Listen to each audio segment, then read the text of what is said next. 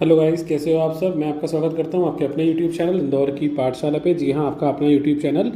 हम लेकर आए हैं फर्स्ट ईयर के BA, BCom, BSc, BBA, BCA, बीएचएससी सभी के लिए एक कॉमन चैप्टर है, सॉरी कॉमन सब्जेक्ट है, basic introduction to Indian economy. बहुत इंपॉर्टेंट है बेटा ये। सारी यूनिट के मोस्ट आईएमपी क्वेश्चंस में टिक कराने वाला हूँ, थोड़ा होगा समझा भी दूंगा। और आप जल्दी से वीडियो को लाइक कर दीजिए, चैनल को सब्सक्राइब कर दीजिए, बेल आइकन ज़रूर दबा दीजिए। और अगर अभी तक आपने अपने दोस्तों में शेयर नहीं करा हो तो प्लीज़ कर दीजिए बेटा। तो आइए जल्दी से स्टार्ट करते हैं basic introduction to Indian economy.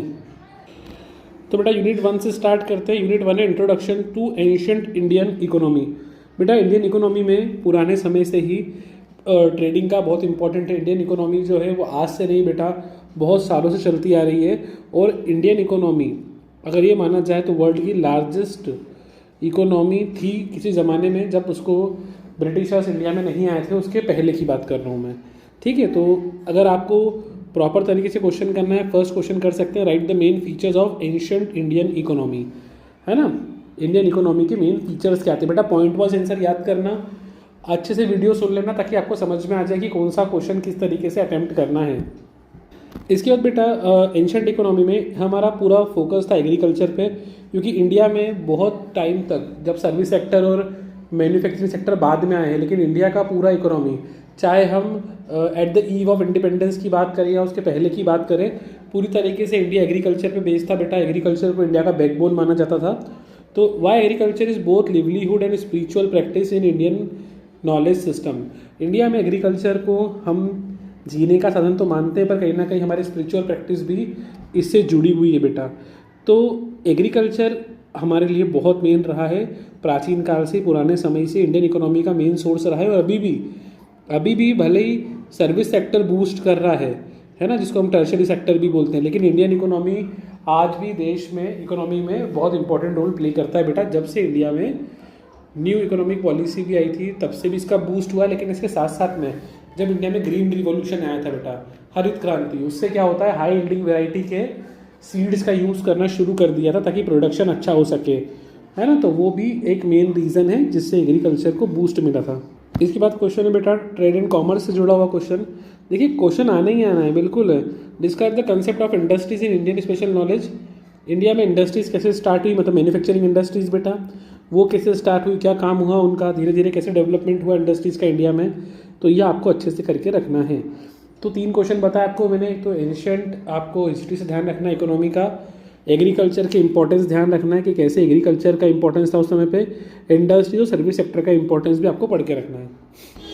Unit 2 है हमारी बेटा कैरेक्टरिस्टिक ऑफ इंडियन इकोनॉमी। तो ये क्वेश्चन तो बनता ही बनता है, discuss the characteristic of Indian economy, है ना बेटा। इंडिया में कौन सी इकोनॉमी है बेटा, इंडिया में मिक्स्ड इकोनॉमी सिस्टम है। मिक्स्ड इकोनॉमी सिस्टम मतलब होता है बेटा, इकोनॉमी को अगर हमने ब्रॉडर टर्म में देखें तो 3 टाइप की इकोनॉमी होती है। एक होती है बेटा कैपिटलिस्टिक इकोनॉमी। कैपिटलिस्टिक इकोनॉमी में क्या होता है बेटा, सारा कंट्रोल जो होता है प्राइवेट व्यक्ति के पास होता है, इनका ऑब्जेक्ट होता है बेटा प्रॉफिट अर्न करना। दूसरा होता है बेटा सोशलिस्टिक। सोशलिस्टिक में क्या होता है बेटा, गवर्नमेंट या पब्लिक सेक्टर के हाथ में पूरा कंट्रोल होता है और इनका काम होता है सोशल सर्विस प्रोवाइड करना। इंडिया में जो इकोनॉमी है बेटा वो मिक्स्ड है, कैपिटलिस्टिक और सोशलिस्ट का मिश्रण। यहाँ पर प्राइवेट सेक्टर भी है, पब्लिक सेक्टर भी है, दोनों जो है साथ में मिलकर भी काम करते हैं, जिसको हम पब्लिक प्राइवेट पार्टनरशिप भी बोलते हैं। तो आपको ये सब ध्यान रखना है कि इंडिया में ये सारी चीज़ें हैं बेटा, ठीक है। तो इंडिया की इकोनॉमी कौन सी बेटा, मिक्स्ड इकोनॉमी। इसके बाद बेटा अगर मैं बात करूँ तो ट्रांसपोर्टेशन, मैंने आपको पिछले ही बोला था ट्रांसपोर्टेशन आपको करना ही है। ट्रांसपोर्टेशन इंडिया में बहुत इंपॉर्टेंट है बेटा, किसी भी कंट्री की ग्रोथ के लिए ट्रांसपोर्टेशन ज़रूरी बेटा। क्योंकि देखो चाहे एग्रीकल्चर सेक्टर हो चाहे मैन्युफैक्चरिंग सेक्टर हो, अगर उसमें टर्शरी सेक्टर यानी ट्रांसपोर्टेशन का योग नहीं मिलेगा तो कैसे अपन एग्रीकल्चर सेक्टर को मैन्युफैक्चरिंग से जोड़ पाएंगे, कैसे आप उसको इंपोर्ट एक्सपोर्ट कर पाओगे। तो ट्रांसपोर्टेशन तो बहुत मेन होता है बेटा, गुड्स को एक जगह से दूसरी जगह भेजने के लिए या इकोनॉमिक डेवलपमेंट के लिए कहीं ना कहीं आपके लिए ट्रांसपोर्टेशन सबसे इंपॉर्टेंट होता है। ट्रांसपोर्टेशन में बेटा रोड ट्रांसपोर्ट भी आता है, रेल ट्रांसपोर्ट भी आता है और एयर ट्रांसपोर्ट भी आता है। रोड आप समझते हो बेटा, India one of the most largest road network है पूरे वर्ल्ड में, है ना। इसलिए अपन जो भी एग्रीकल्चर से सामान लाते हैं वो रोड ट्रांसपोर्ट के थ्रू, बस और ट्रक के थ्रू जो है वो सामान आ जाता है, लॉरीज में भरा के आ जाता है बेटा। इसके अलावा रेल ट्रांसपोर्ट तो इंडिया में रेल, सबसे बड़ा रेलवे सिस्टम भी इंडिया में ही है बेटा। वो रेल जो ट्रांसपोर्ट है बेटा, पुराने ज़माने में हमको पता है कि बेटा जो ट्रांसपोर्टेशन के लिए लोग मालगाड़ी का इस्तेमाल करते थे, आज भी मालगाड़ी का इस्तेमाल होता है। ट्रेन जो है सबसे चीपेस्ट सोर्स पड़ता है बेटा, क्योंकि ट्रेन में एक साथ हम बल्क में सारा सामान ट्रांसपोर्ट कर सकते हैं, ईजी भी पड़ता है बेटा वो। और रेल का बहुत बड़ा नेटवर्क इंडिया में ही है दोस्तों। आपको ना एक शॉर्ट नोट प्रिपेयर करना पड़ेगा, इसमें क्वेश्चन नहीं है बट आप एक शॉर्ट नोट कर लो छोटा सा।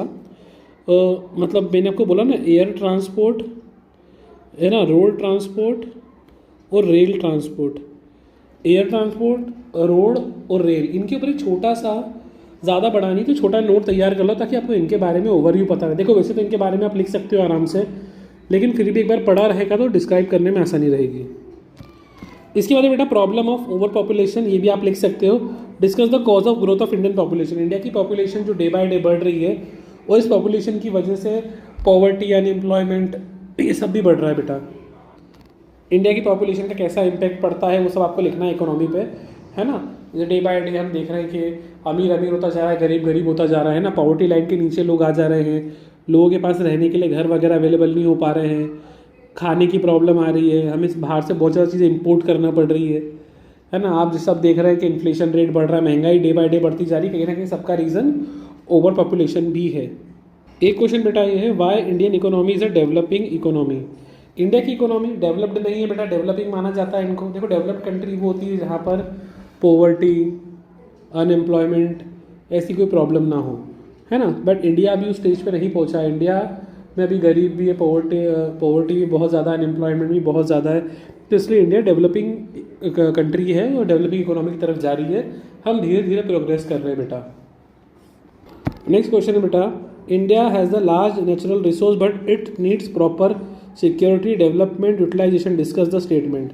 इंडिया आपको पता है कि बहुत बड़ा नेचुरल रिसोर्स का हब माना जाता है, लेकिन फिर भी हमारे यहाँ पे उसको कैसे यूटिलाइज़ करना है, कैसे सिक्योर रखना है, कैसे उनका डेवलपमेंट करना है, ये अभी तक नहीं हो पा रहा है। तो ये मेजर ड्रॉबैक है बेटा, जिसकी वजह से जो है वो इंडिया ग्रो नहीं कर पाता। कहीं ना कहीं हम अपने नेचुरल रिसोर्स को प्रॉपर से यूज़ नहीं करते हैं, उसको एग्जॉस्ट कर देते हैं या वेस्ट कर देते हैं बेटा।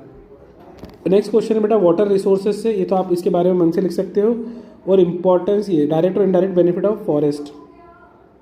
ये दोनों क्वेश्चन आपके लिए मन से लिखने वाले हैं बेटा, क्योंकि हम कॉलेज में पढ़ रहे हैं और ये आपने बहुत बार पढ़ा होगा। फॉरेस्ट के डायरेक्ट बेनिफिट जो हमको दिखते हैं सीधे सीधे, है ना, और इनडायरेक्ट बेनिफिट भी होते हैं। डायरेक्ट बेनिफिट तो जो जो हमको लकड़ियाँ मिलती है, फल फ्रूट्स मिलते हैं, मेडिसिन वगैरह मिलती हैं, रबर मिलता है, ये सब डायरेक्ट बेनिफिट है।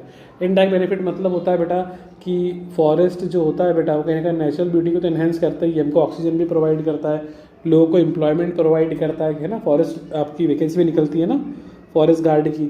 इसके अलावा फॉरेस्ट जो है इकोनॉमिक सोर्स का बहुत बड़ा हमारी कंट्री के लिए एसेट्स है बेटा, वो सब लिखना है इसके अंदर।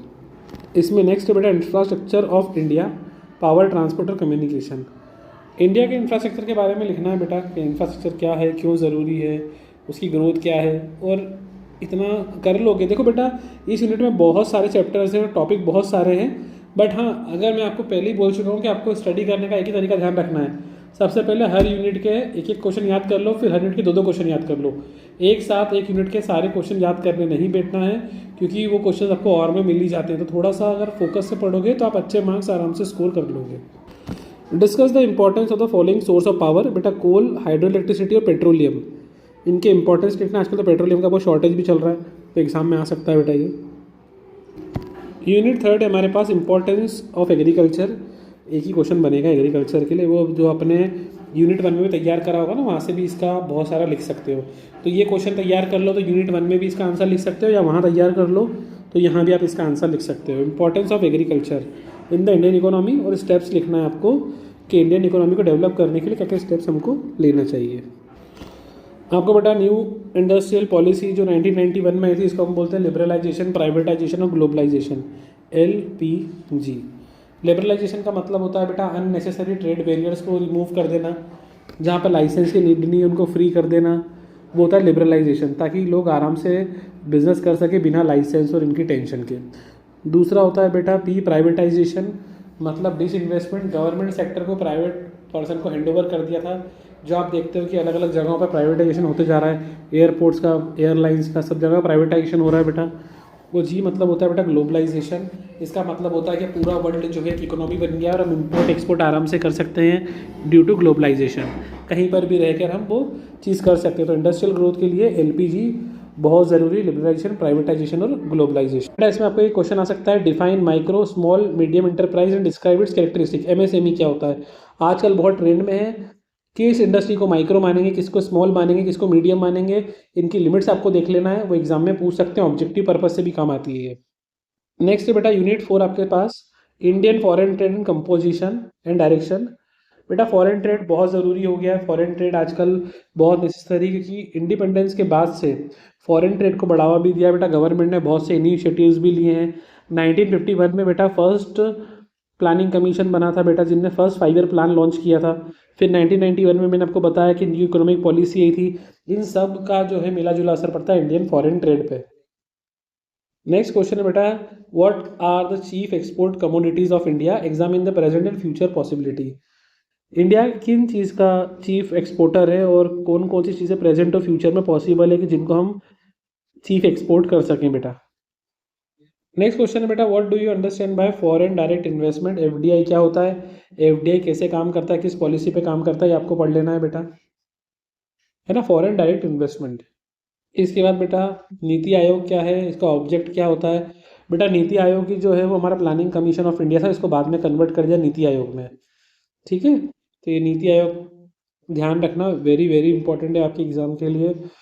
देखिए जो मैं वेरी इंपॉर्टेंट क्वेश्चन बोलता हूँ ये प्रीवियस ईयर के एग्जाम्स में आए हुए हैं, ठीक है। हम भी बेटा जो इंपॉर्टेंस क्वेश्चन निकालते हैं वो प्रीवियस ईयर के पेपर्स को स्टडी करते हैं, और जिन यूनिवर्सिटी का सिलेबस आपके जैसा है उनके एग्जाम पेपर्स को भी स्टडी करना पड़ता है, वहाँ से क्वेश्चन बता पाते हैं। अब बेटा यहाँ पे कुछ गवर्नमेंट की स्कीम्स हैं, वो तो बहुत सारी स्कीम्स पूछ सकते हैं। तो देखो आप सब पे शॉर्ट नोट कर लेना, एक स्वच्छ भारत स्कीम पे कर लो बेटा, सबसे इंपॉर्टेंट तो, ठीक है। स्वच्छ भारत स्कीम क्या होती है इसके बारे में शॉर्ट नोट कर लो, कोई भी क्वेश्चन आता है तो आप जो तैयार करोगे वो लिख देना है इसके अंदर। नेक्स्ट क्वेश्चन है बेटा इसमें, प्रधानमंत्री उज्ज्वला योजना भी आप कर सकते हो, अटल पेंशन योजना अगेन इंपॉर्टेंट, आयुष्मान भारत योजना, ये तीन तो डायरेक्ट इंपॉर्टेंट है बेटा आपको, प्रधानमंत्री उज्ज्वला योजना, आयुष्मान भारत और अटल पेंशन योजना। इसके अलावा प्रधानमंत्री गरीब कल्याण योजना भी एक आप पढ़ सकते हो। देखो मैंने आपको बोल रहा हूँ कि इन योजनाओं को करना क्या है आपको, सिर्फ ये योजना कब स्टार्ट हुई, कब तक चलेगी, इनका मेन ऑब्जेक्ट क्या है और इस योजना के अंदर कौन कौन लोग आते हैं, बस इतना पढ़ना है। आप कहीं से भी गूगल से सर्च कर सकते हो, गूगल के एआई मोड से पूछ लो, जेमिनी, जो आप सर्च करना चाहते हो वहाँ से कर लो, सिर्फ शॉर्ट नोट। जैसे कि आयुष्मान भारत योजना कब लागू हुई, कहाँ पे लागू हुई, इसके अंदर कौन से लोग आते हैं, ये क्या सर्विस प्रोवाइड करते हैं, इनका मेन ऑब्जेक्ट क्या है, बस। बाकी आप फिर उनको डिटेल में एक्सप्लेन कर देना एग्जाम में। तो ये थे बेटा most important questions. I hope आपके लिए वीडियो काम आए और पेपर में इसमें से बहुत सारे क्वेश्चंस आए। थोड़ा सा माइंड और लगाना बेटा, क्योंकि ये बड़ा टॉपिक है। तो इसमें से आप एक चीज़ और पढ़ सकते हैं, जब ग्लोबलाइजेशन हम जहाँ पे पढ़ते हैं बेटा, जब भी हम ग्लोबलाइजेशन की बात करते हैं, मैं आपको इसलिए बता रहा हूँ बेटा कि ग्लोबलाइजेशन जब साथ में आता है ना, तो ऑटोमेटिक इसमें एमएनसी भी आ जाता है। एमएनसी का मतलब होता है मल्टीनेशनल कंपनीज, ऐसी कंपनीज बेटा जिसमें दो या दो से ज़्यादा कंट्रीज मिलकर काम करती हैं, है ना। जिस कंट्री में कंपनी का हेड ऑफिस होता है उसको बोलते हैं बेटा होस्ट कंपनी, और बाकी सारी कंट्रीज जो होती हैं वो होती है गेस्ट कंट्री, है ना। आजकल हम जितनी भी कंपनीज देख रहे हैं वो कहीं ना कहीं एमएनसी है, जिसके अंदर ग्लोबलाइजेशन की वजह से वो चीज़ हो पा रही है। आज ग्लोबलाइजेशन आने की वजह से ही लोगों का स्टैंडर्ड ऑफ लिविंग भी इम्प्रूव हो गया है। हाँ, एमएनसी आने से जो लोकल ट्रेडर्स हैं उनका लॉस ज़रूर हुआ है, क्योंकि अब लोग लोकल ट्रेडर्स सामान कम खरीदते हैं, हम ज़्यादातर प्रोडक्ट जो है एमएनसी का ही यूज़ करते हैं।